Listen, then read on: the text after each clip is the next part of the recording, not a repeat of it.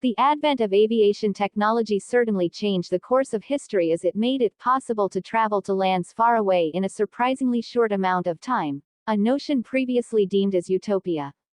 Despite air travel being considered a marvel of the modern world, there are still times it falls short.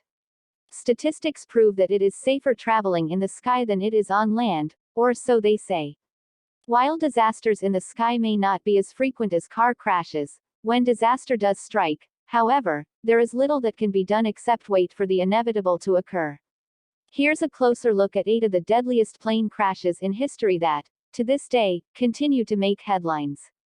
8 on the list, the Charkhi-Dadri collision in 1996. It unfortunately stands as the worst mid-air collision in world aviation history, with 349 passengers on both Boeing 747s perishing.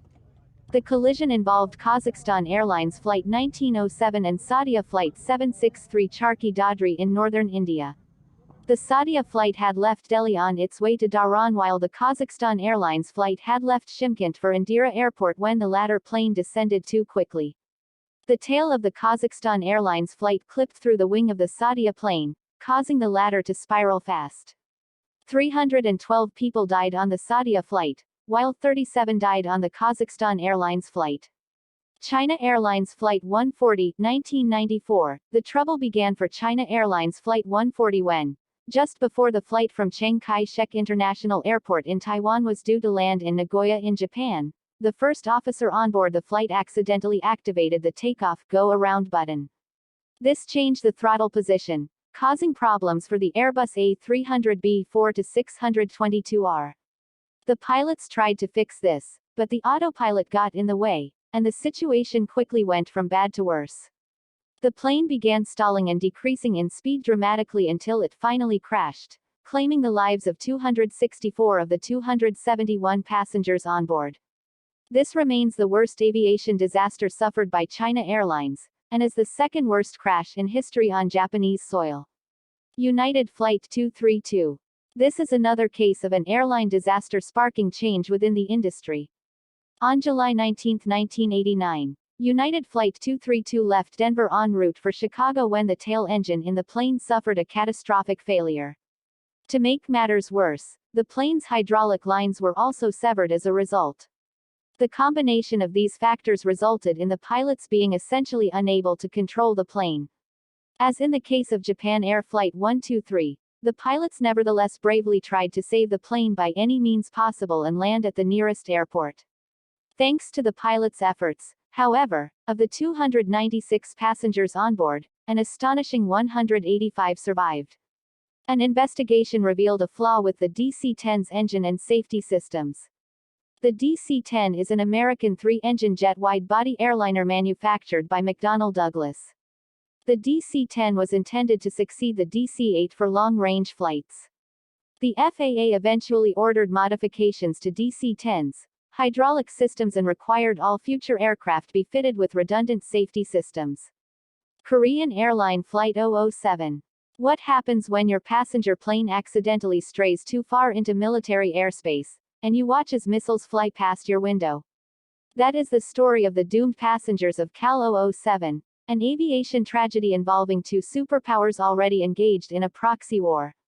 Brewing tensions between the Soviet Union and the USA were exacerbated on September 1, 1983, when KAL 007 deviated from its flight path ever so slightly to find itself close to the Russian airspace and, consequently, on the Soviet radar. Coincidentally, there happened to be a U.S. Air Force plane, Boeing 707. It so happened that the Soviets misidentified the KAL 007, a passenger plane with 269 passengers on board, for the Boeing 707. Initially, warning shots were fired, after which air-to-air missiles struck the aircraft as it neared the international airspace. The tragedy-struck plane continued to fly for a little more than 90 seconds before it eventually crashed in Japanese waters. 1 month later, the Soviets had discovered the plane's black box but did not make its contents public. This meant that the investigation launched by the UN International Civil Aviation Organization, ICAO, failed to provide definitive answers.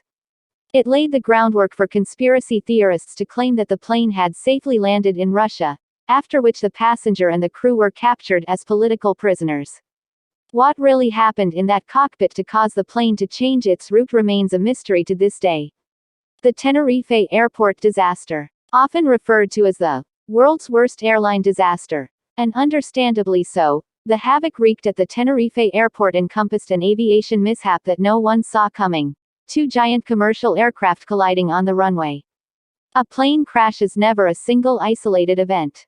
Instead, it almost always involves a chronological string of events with a direct cause and effect relationship. Such was the case with the Tenerife airport disaster that was kickstarted with the terrorist attack on the Gran Canaria Airport, LPA, resulting in flights being diverted to Tenerife. The next fatal event came with Captain Van Zanten's decision to refuel the plane, KLM Boeing 747. KLM's duty time limits had encouraged Mr. Zanten to refuel the plane while at Tenerife in an attempt to save both time and money. What initially appeared to be a seemingly inconsequential decision would soon lead to a domino effect that resulted in the loss of 583 lives. The refueling caused a delay which meant that the weather conditions worsened as a thick blanket of fog loomed over Tenerife. Secondly, the plane became significantly heavier, requiring more of the runway to get airborne. Next came the communication breakdown. This was primarily rooted in the airport's unusual traffic that day, coupled with the fact that the ATC and airline pilots were speaking three different languages: Dutch, English, and Spanish. A Pan Am airline was driven onto the runway when the KLM aircraft was completing its 180-degree turn, but because of the fog, the two pilots were unable to see that they were both on the runway at the same time. Both pilots also received ATC route clearance from the tower. Even though route clearance is not an indication to take off, both pilots, possibly frustrated by the constant delays, interpreted it as that.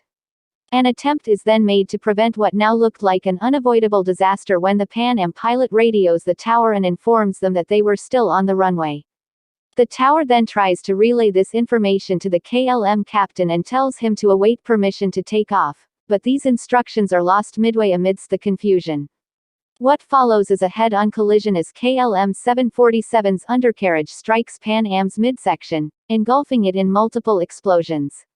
Sadly, it was only after 583 lives were lost on that fateful day that the aviation industry sought to improve the standardization of the phraseology in its radio communications.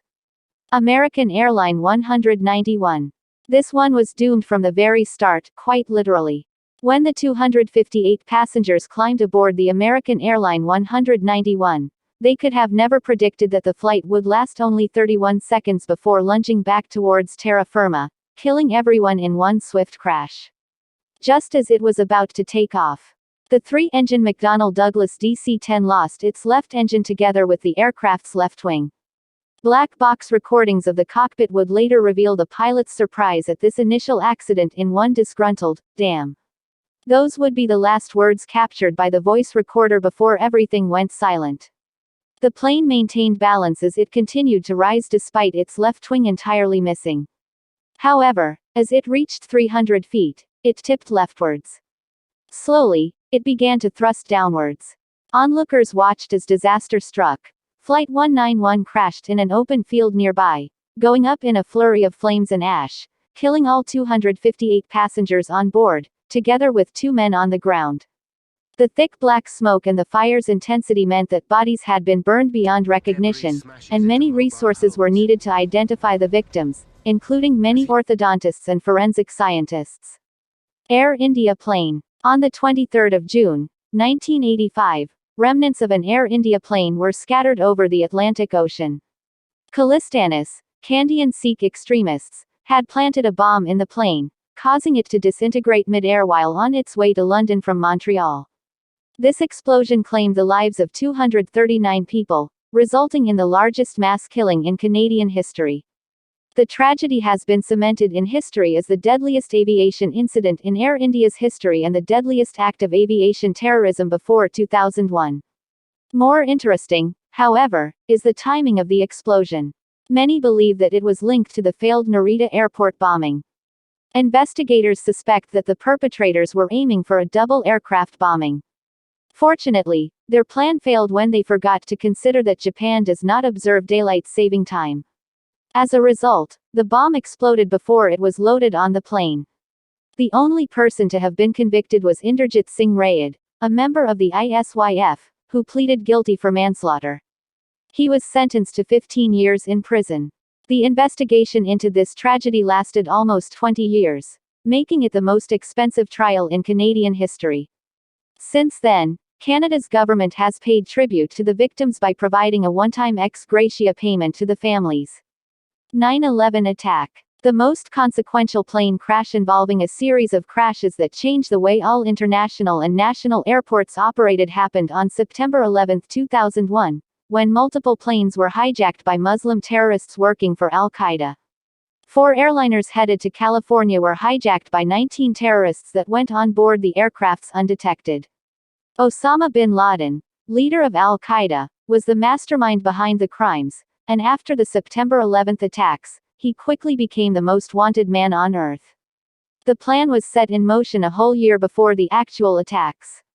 Bin Laden chose people from Germany to lead the mission as they were fluent in English and had experience living in the West. They took on flying lessons in the United States to prepare themselves for the crash. On the early morning of September 11, 4 airplanes, 2 Boeing 757s and 2 Boeing 767s were hijacked. American Airlines Flight 11 and 77, and United Airlines Flight 175 and 93, had 213 passengers and 33 aircraft crew on board. Soon after the planes were en route, the hijackers subdued some of the staff and expressed their intent for hijacking the plane. They made their way to the cockpits and took control over the aircraft soon after that. After taking over, the path of the planes was changed towards their respective targets.